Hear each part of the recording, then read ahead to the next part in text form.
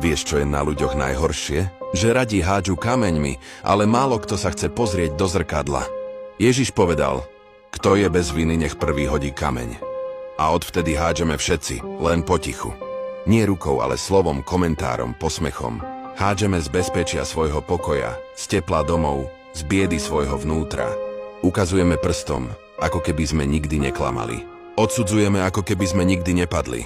Smejeme sa cudzej bolesti, lebo nám pripomína tú našu. A závisť? Tá žerie pomaly.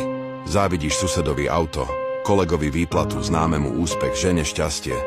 Ale nikdy sa nepýtaš, čo musel obetovať, aby to mal. Nevidíš noci bez spánku, unavené oči, ticho, ktoré bolí. Vidíš len to, čo chceš, obrázok.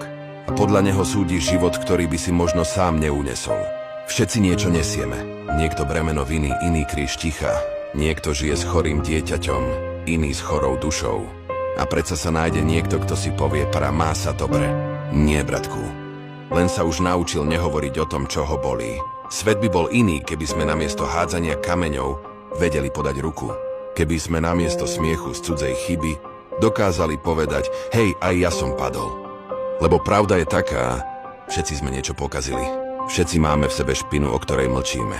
A ten, kto kričí najviac o čistote, má často najviac bahna pod nechtami. Tak skús dnes nehádať, neodsudzovať, neporovnávať. Skús sa len pozrieť do zrkadla. A keď už musíš niečo hodiť, hoď lásku, hoď úctu, hoď ľudskosť, lebo kameň zraňuje, ale dobro. Dobro tráfi vždy presne tam, kde má.